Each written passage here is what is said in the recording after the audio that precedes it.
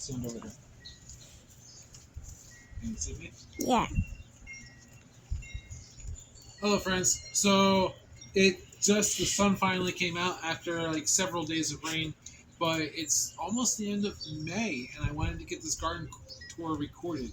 So it's gonna look wet and yucky, but that's what the month was like. So enjoy.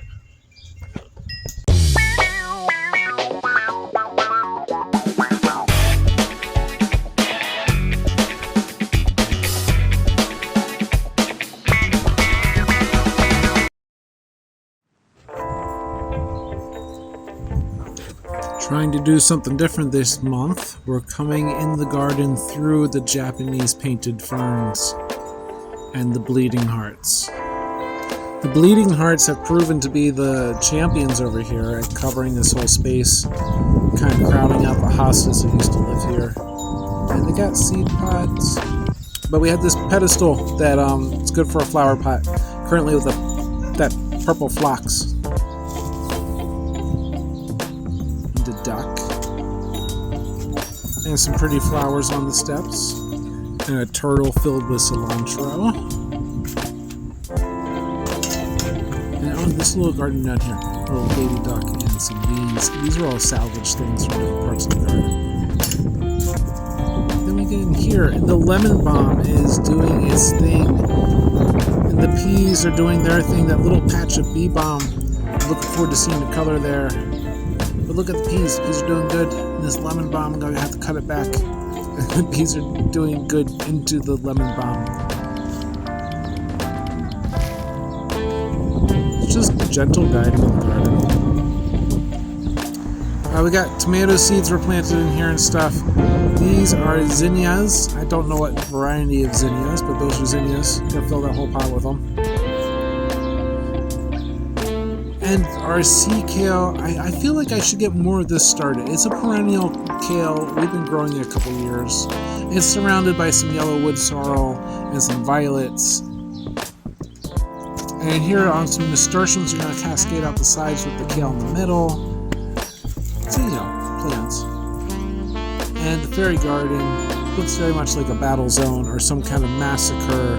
Like someone came through and decided to decimate every last living fairy, except for Lucy.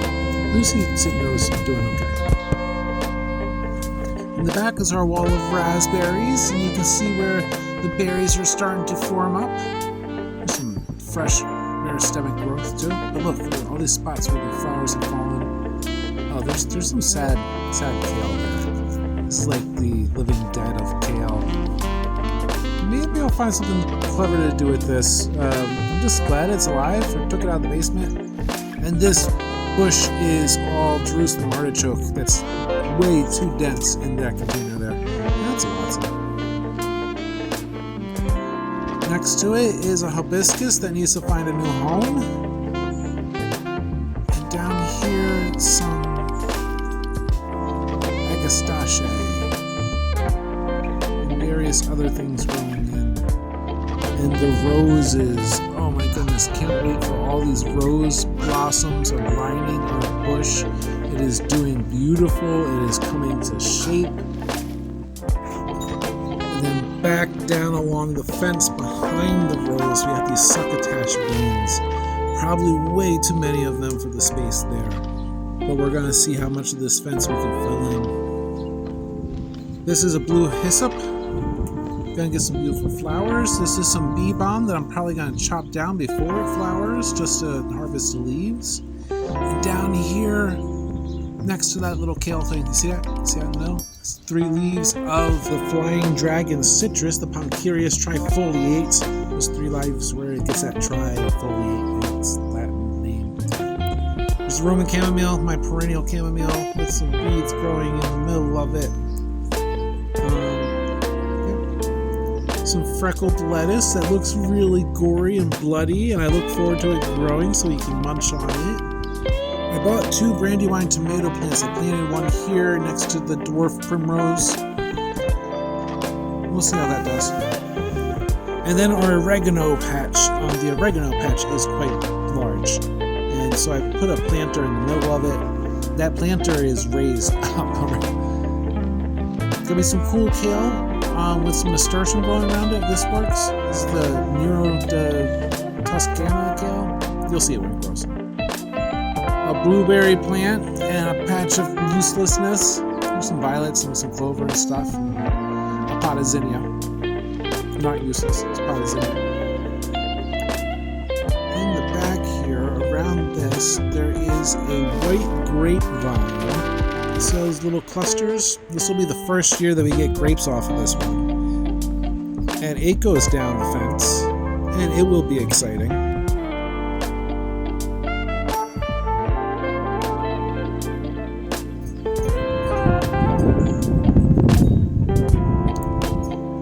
And then somewhere at the end of all the white grapes, we got some more garden. The chives are in flower. Even though Gabby keeps munching on them, we have some more growing here.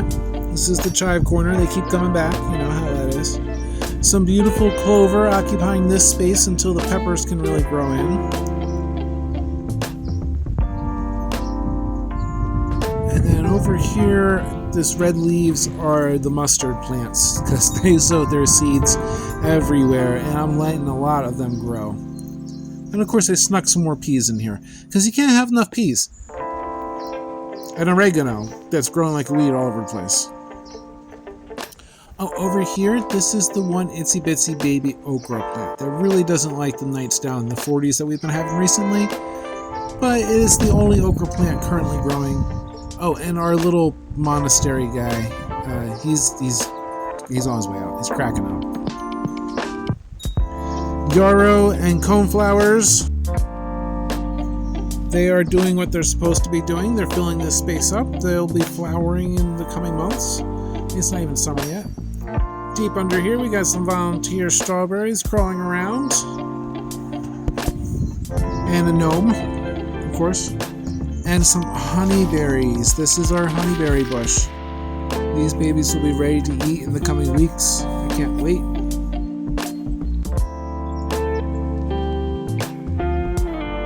Lots of honeyberries.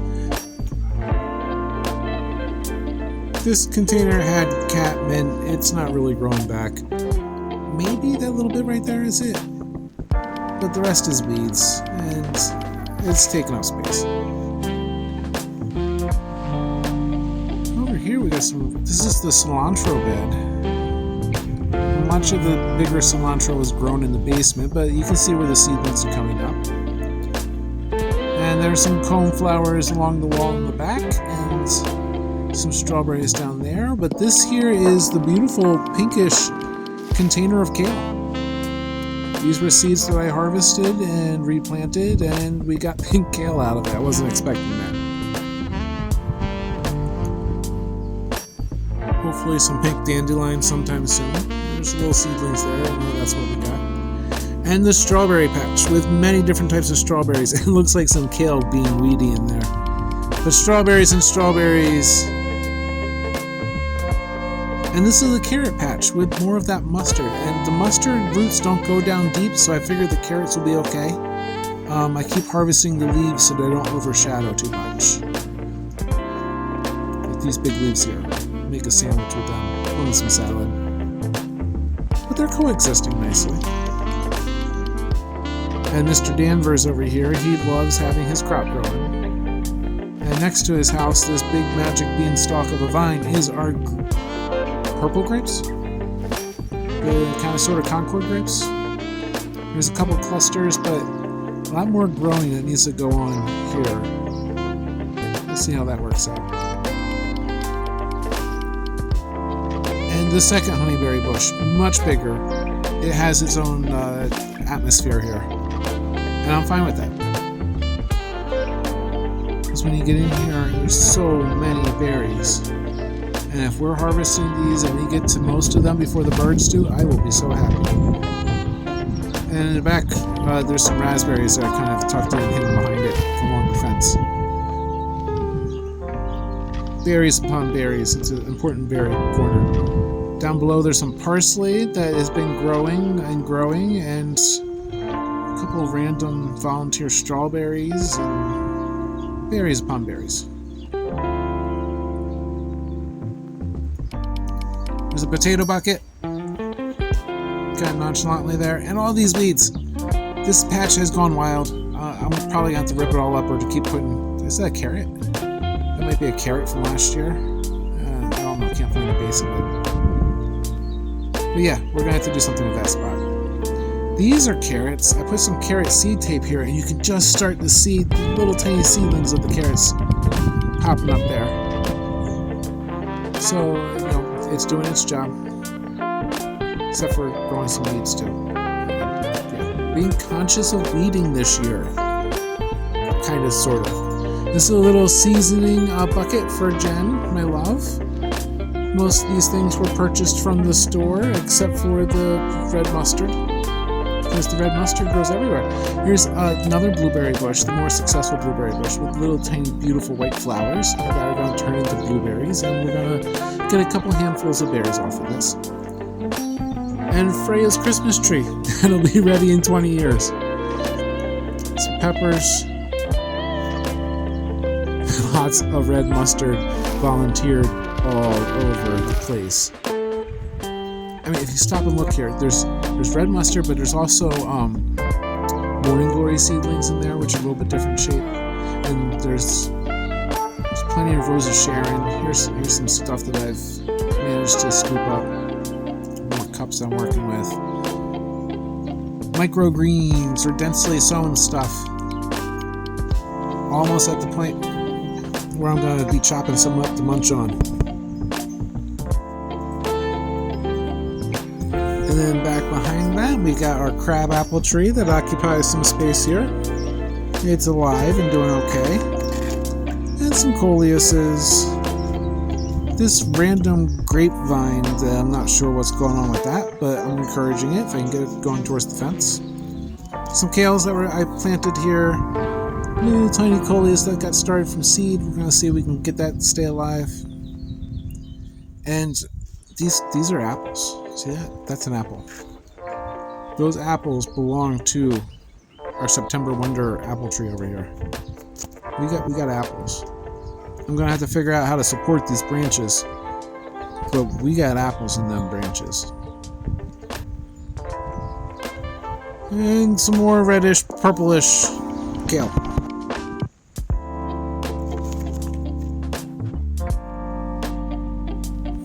Our oasis, while it doesn't have a canopy over top anymore, is doing okay. It's a nice sitting spot, working spot. We've been making use of it. It's open. We'll find some shade for it to keep everyone comfortable. Over here is the big mugwort forest. We have to keep cutting back at it, and you can see where the air duct from our dryer has been making things not grow so well in that gap there.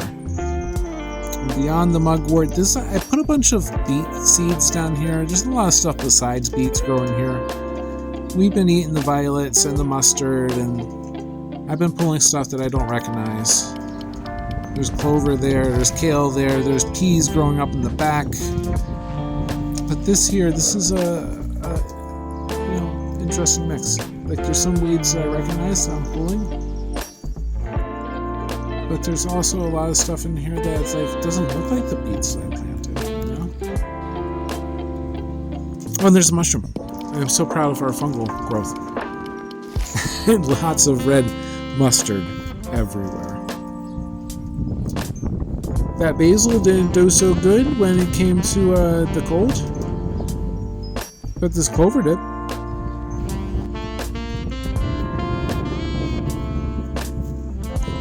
Coming around the corner, we come up on our birch tree that's being blown vigorously in the wind. I should probably figure out how to support this thing. And the birch tree has this carpet that I'm so proud of down here. It's all yellow wood sorrel. I mean, there's some other stuff in there too, but it's mostly yellow wood sorrel.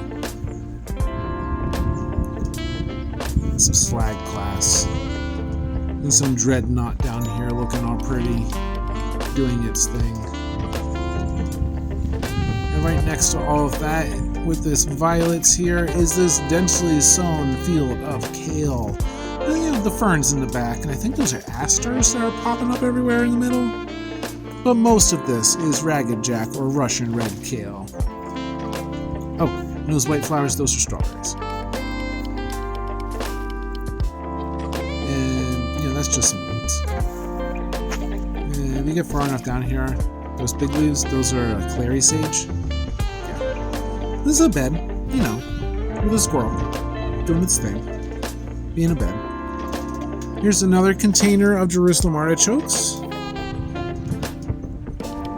And we get to our bee balm varieties. I don't know which one's one. One of these is purple flowers, one of these is bright red flowers. And then down here I put some sage to separate them. And then we get to our mints.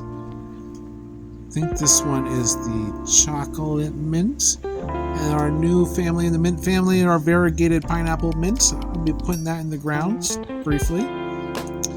And then if that one was chocolate, this one's the orange mint. And the mushrooms that feed off the good soil life. And the apple mint, which has bigger, fuzzier leaves. Kind of a sweeter taste to it, if that makes sense. Between everything, I'm trying to grow some Japanese flowering kale here. These little tiny seedlings don't look like they're what I'm looking for. And some sage. Oh, I put some peppers back here. I forgot. Gotta find a home for those.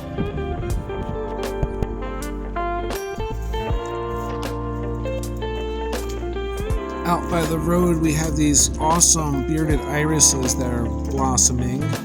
And this hibiscus plant that we put in the pot out here. In the coming weeks, when things stay warm, that'll look nice, you know. And the dog roses that have gone wild because I need to trim them, and the wind's blowing everything. You know, tall stuff that I'm letting get tall. You can see the coltsfoot leaves where just like a month ago we had the yellow flowers. More of those beautiful bearded irises. And our crabapple tree there. This bed's gotten some screen time. There's a lot of stuff going on here.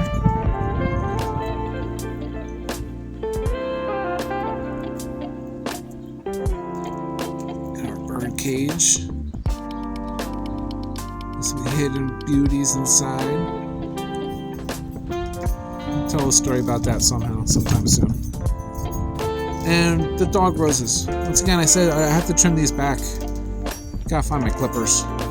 This is the Eastern Redbud. It is easily, I want to call it 12 feet.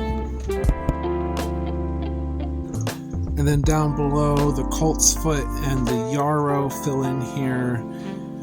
And all these fun things that are flowers that are going to blossom eventually. I think these are Maximilian sunflowers in the front. We had those going a couple of years back. And the hawthorn, which has a neat coloration. And those bearded irises that tie everything out in the park right together nicely. And that's it. That's the garden this May. Hope you enjoyed the tour. God bless you. God bless your garden. Peace out, Fish Trout.